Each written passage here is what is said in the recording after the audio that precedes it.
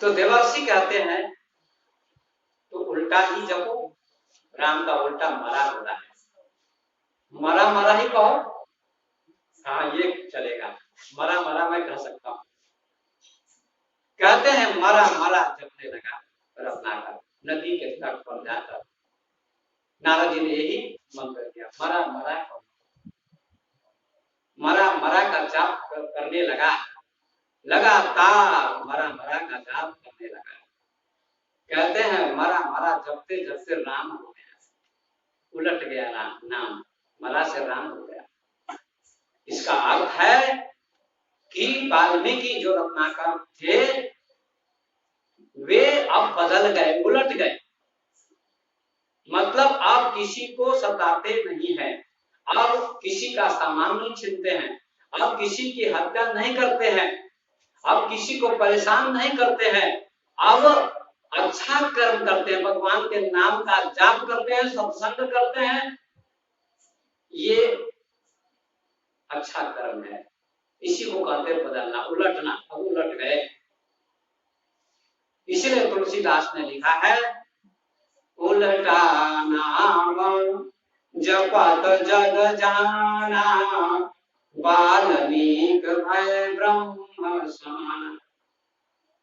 उल्टे नाम का जाप किया, मतलब उलट गए, बुराई से अच्छाई की ओर आ गए, असत्य से सत्य की ओर आ गए, अंधकार से प्रकाश की ओर आ गए, अधर्म से धर्म की ओर आ गए। यही क्या है? उलटना है।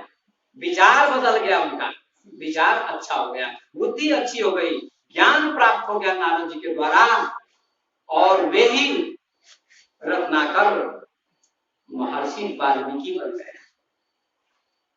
वे ही रत्नाकर महर्षि वाल्मीकि बन गए, जिन्होंने वाल्मीकि रामायण की रचना की। और उन्हीं के आश्रम में मां जानकी वनवास के समय में गई। भगवान राम ने उनको वनवास दे दिया था गर्भावस्था के समय में।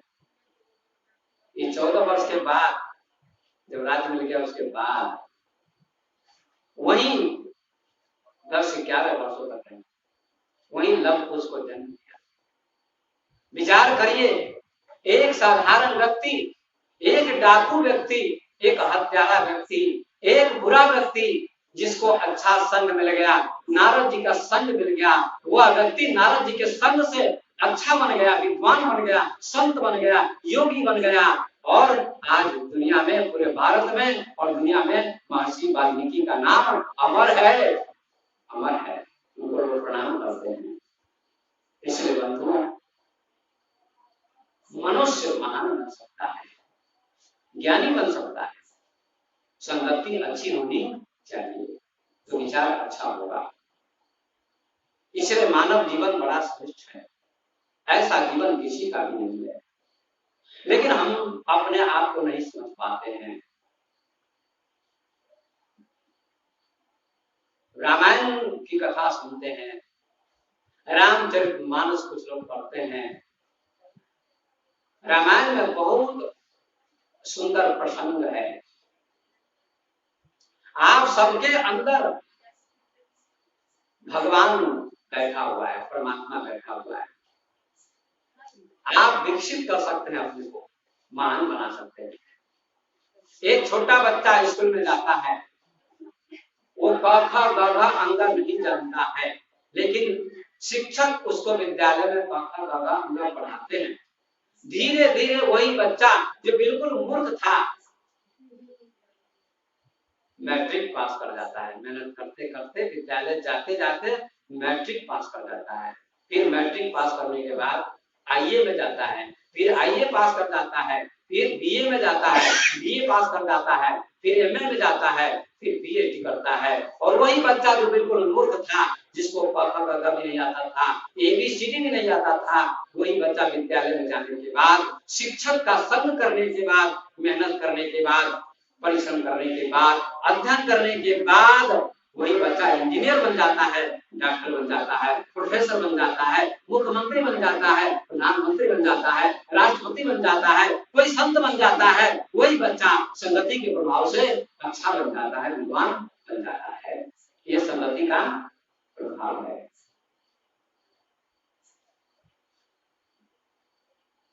इसलिए मानव जीवन बड़ा कीमती है। ये बार बार नहीं मिलेगा आपको, ये जीवन बार बार नहीं मिलेगा। मनुष्य का शरीर ये परमात्मा ने कृपा करके मनुष्य का शरीर दिया है आपको।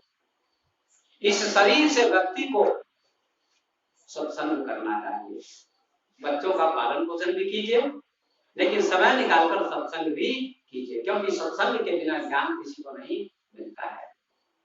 तुलसीदास जी कहते हैं कि बिनु सत्संग विवेक न होई, राम कृपा बिनु सुलभ न सोई। बिना सत्संग के किसी को विवेक नहीं होता। विवेक माने ज्ञान। ज्ञान दो प्रकार का होता है, एक मकान बनाने का ज्ञान, दुकान चलाने का ज्ञान, व्यापार करने का ज्ञान, कपड़ा सीने का ज्ञान, भोजन बनाने का ज्ञान, साइकिल चलाने का ज्ञान, मोटरसाइकिल चलाने का ज्ञान, हवाई जहाज चलाने का ज्ञान, कार चलाने का ज्ञान, भोजन करने का ज्ञान। ये ज्ञान है, लेकिन ये सांसारिक ज्ञान है, ये भौतिक ज्ञान है। इससे भगवान नहीं मिलेगा, भगवान का ज्ञान नहीं होगा, इससे जीवन चलेगा। लेकिन मुक्ति, भगवान का दर्शन किससे होगा? सत्संग के ज्ञान से, गुरु के ज्ञान से आपको भगवान का दर्शन होगा। इसीलिए तुलसीदास जी कहते हैं मेरे सत्संग विवेक ना, विवेक का मतलब ईश्वर का ज्ञान, अध्यात्म ज्ञान। अध्यात्म ज्ञान किसको मिला? सबरी को, मीरा को, ध्रुव को, प्रहलाद को, कबीर को, नानक को, तुलसी को, विवेकानंद को, शंकराचार्य को। उन महापुरुषों को अध्यात्म ज्ञान भी मिला था। ये ज्ञान तो मिल जाता है, कोई इंजीनियर बन जाता है, डॉक्टर बन जाता है, प्रोफेसर बन जाता है, लेकिन अगर भक्ति का संस्कार नहीं है तो उतना अच्छा जीवन नहीं मिलेगा। साथ में भक्ति का संस्कार भी होना चाहिए। फूल में यदि सुगंध नहीं है तो फूल की शोभा नहीं है। फूल क्या है? ये आपका जीवन। पढ़ना, लिखना, भोजन बनाना, भोजन करना, जो भी काम आप करते हैं ये फूल के समान है। और फूल में सुगंध भी होती है। वो सुगंध क्या है? भक्ति, सत्संग, भगवान का ज्ञान, ईश्वर का ज्ञान, अध्यात्म ज्ञान। ये क्या है? सुगंध के समान है। यदि फूल में सुगंध आ जाए तो उसकी शोभा बढ़ जाती है। नदी में पानी हो तो उसकी शोभा बढ़ जाती है। गाय के थन में दूध हो तो उसकी शोभा बढ़ जाती है। वृक्ष में फल लग जाए तो उसकी शोभा बढ़ जाती है। आदमी के पास सब कुछ है, यदि आदमी के पास सत्संग का ज्ञान नहीं है, भक्ति का ज्ञान नहीं है, परमात्मा का ज्ञान नहीं है, ईश्वर का ज्ञान नहीं है, अध्यात्म का ज्ञान नहीं है, तो फल रहित वृक्ष की जैसे शोभा नहीं होती है, पानी रहित नदी की शोभा नहीं होती है, और दूध रहित गाय की शोभा नहीं होती है। ऐसे ही मनुष्य की कोई शोभा नहीं हो सकती है। इसलिए गुरु सत्संग विवेक न होई, राम कृपा बिनु सुलभ न सोई। बिनु सत्संग, बिना सत्संग के किसी को ज्ञान नहीं होता है। अध्यात्म ज्ञान, मैं कौन हूँ, परमात्मा क्या है, मैं कहाँ से आया हूँ, कहाँ जाऊंगा, इसका नाम अध्यात्म ज्ञान है। इसको जानिए।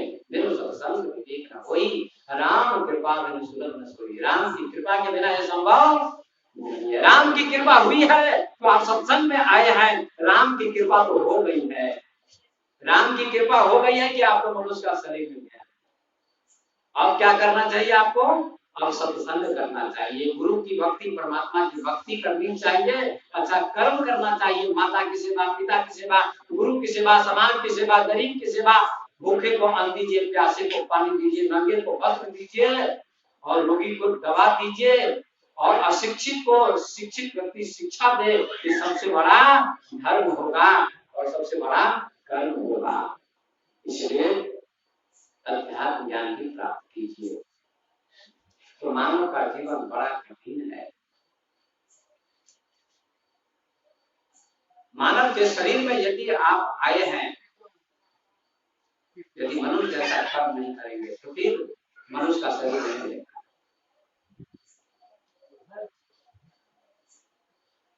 उत्तर कांड में तुलसीदास ने बहुत सुंदर चौपाइयों का वर्णन किया है।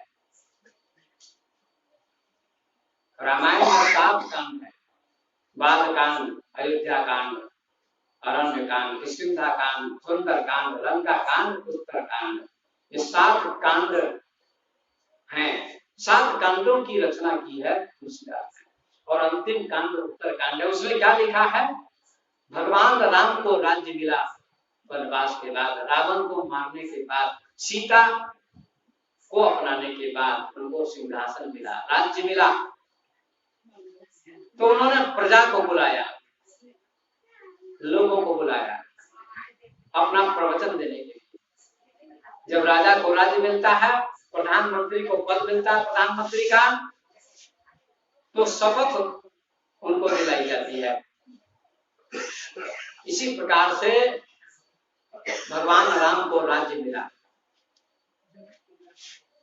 तो उन्होंने लोगों को बुलाया, जनता को बुलाया, अयोध्या वासी को बुलाया।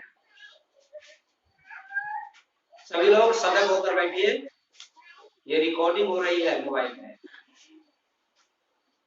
और ये पूरी दुनिया में जाता है। नेट पर मैं डालता हूँ, मेरा प्रवचन अब नेट पर जाता है।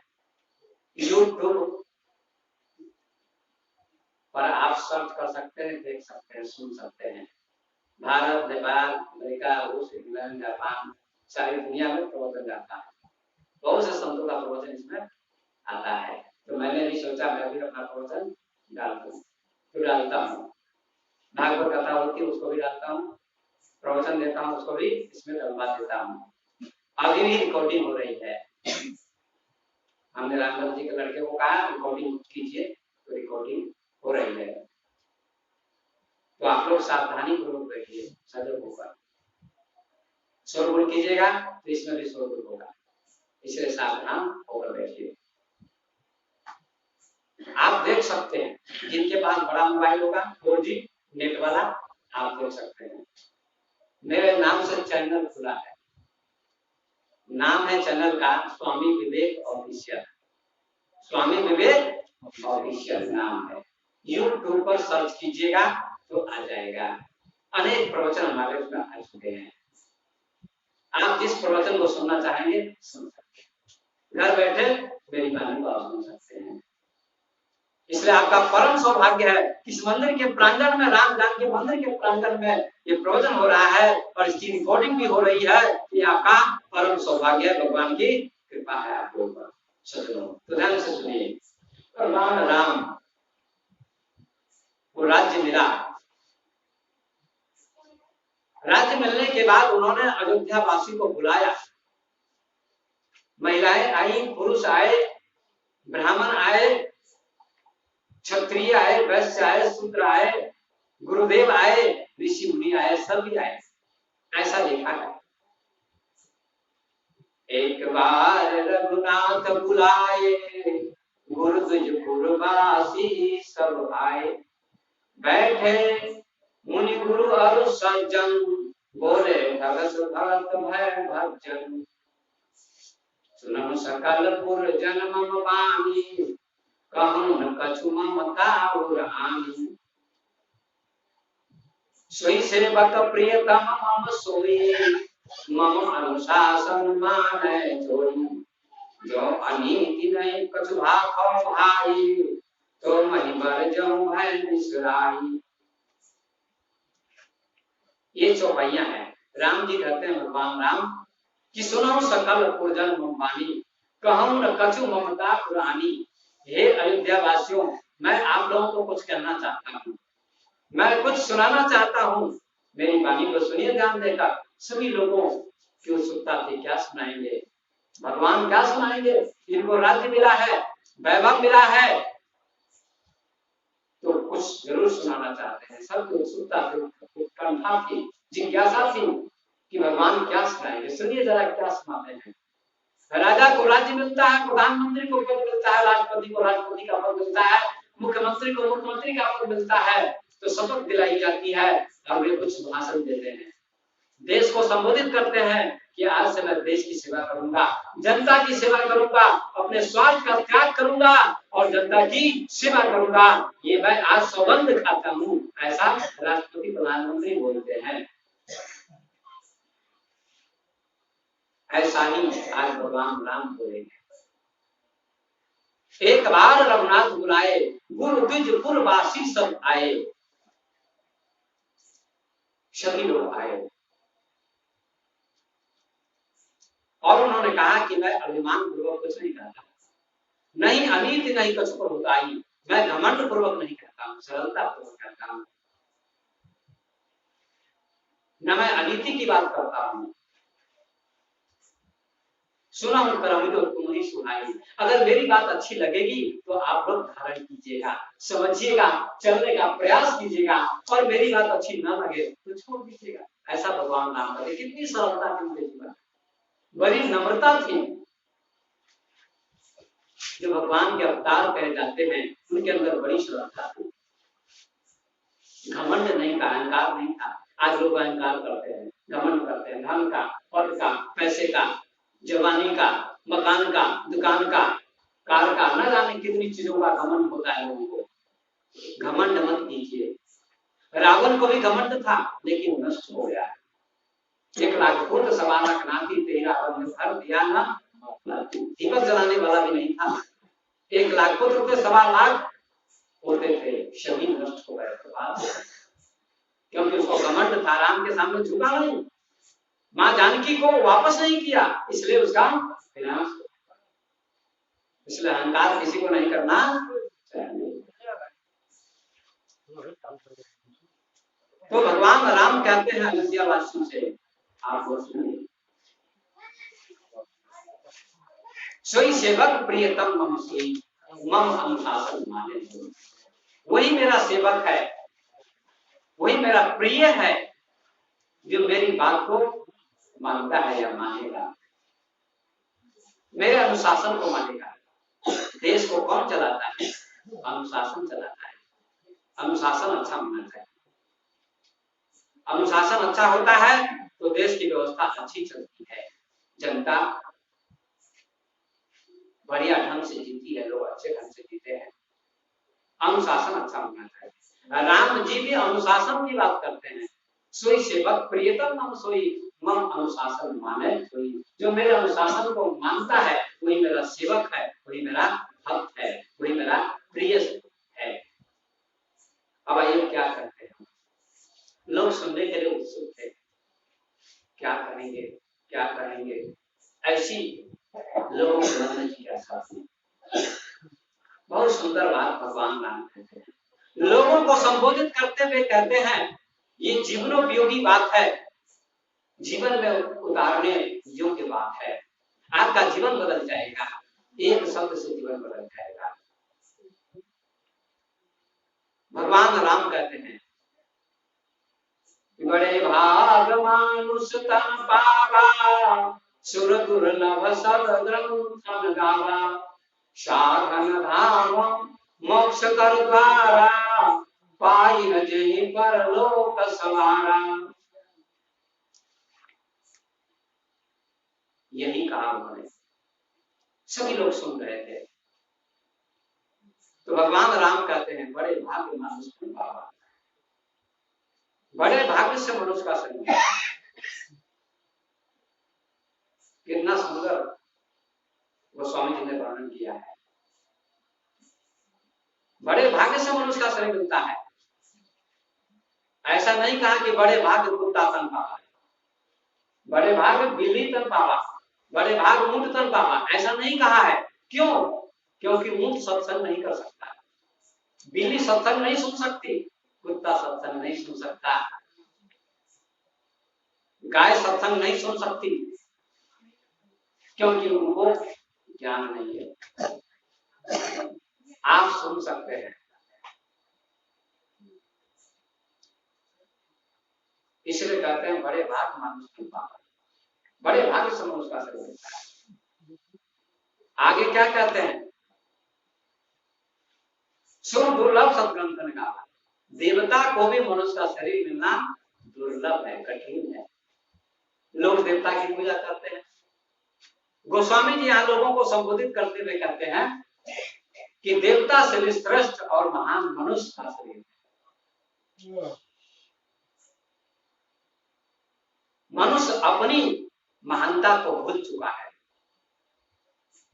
देवता से भी महान कौन है? मनुष्य है। ये मैं नहीं कहता हूं, ये भगवान राम कहते हैं, ये तुलसीदास ने लिखा है, मैंने नहीं लिखा है। इसको ध्यान से सुनिए। बड़े भाग महान संसार सुख दुर्लभ सब ग्रंथन का बात। देवता को भी मनुष्य का शरीर मिलना कठिन है, क्योंकि देवता को भोग योनि के अंतर्गत गिना जाता है। वे सत्संग नहीं कर सकते, वे आत्मा और परमात्मा को नहीं जान सकते, वे रामचरितमानस को नहीं पढ़ सकते, वे गीता को नहीं पढ़ सकते, वे परमात्मा की भक्ति नहीं कर सकते। वे भोग योनि में आते हैं। पशु पक्षी सभी भोग योनि में आते हैं। आप भोग योनि में हैं और कर्म योनि में हैं। आप किए हुए कर्मों का फल भोगते हैं और नया कर्म भी आप कर सकते हैं। ये आपके ऊपर निर्भर है। लेकिन पशु पक्षी विद्वान नहीं बन सकते, इसलिए उनको भोग योनि कहा जाता है। वे बना कर नहीं खा सकते। पशु, मनुष्य बनाता भी है और खाता भी है और थाली भी साफ करता है, लेकिन कोई पशु खाता है तो पात्र साफ नहीं करता है। इसका ज्ञान ही उसको नहीं है, बुद्धि ऐसी नहीं है, विवेक ऐसा नहीं है। पशु जहां खड़ा है वहीं मल मूत्र करता है, इसलिए उसका नाम पशु है। लेकिन मनुष्य जहां बैठता है वहां मल मूत्र नहीं करता है। अब तो बहुत विकास हो गया, शौचालय घर घर में सरकार का आदेश से बनाना है। पहले बहुत गंदगी होती थी गांव में, लेकिन अब गंदगी कम हो रही है, अब विकास हो गया है। इसलिए बड़े भाग मानुष नहीं पावा, सुर दुर्लभ सत्कर्म का। देवता को भी मनुष्य का शरीर मिलना कठिन है। अब आप ही लोग बोलिए, देवता आपसे बड़े हैं कि आप देवता से बड़े हैं? आप इसका उत्तर दे सकते हैं। आपने देवता को देखा नहीं है क्या? देवता को देखा है? नहीं देखा है, लेकिन पूछते हैं, कोई बात नहीं, पूछते हैं। लेकिन गोस्वामी जी की बात मैं करता हूं, मैं अपनी बात नहीं कर रहा। किसी देवता को आपने देखा नहीं है पर पूछते हैं, कोई बात नहीं, पूछते हैं। जब तक ज्ञान नहीं है तब तक आप पूछते हैं, जब ज्ञान हो जाता है तो आगे बढ़ जाता है। देवता से भी मनुष्य का शरीर श्रेष्ठ है, ये तुलसीदास जी कहते हैं। यहाँ भगवान राम कहते हैं अयोध्यावासी को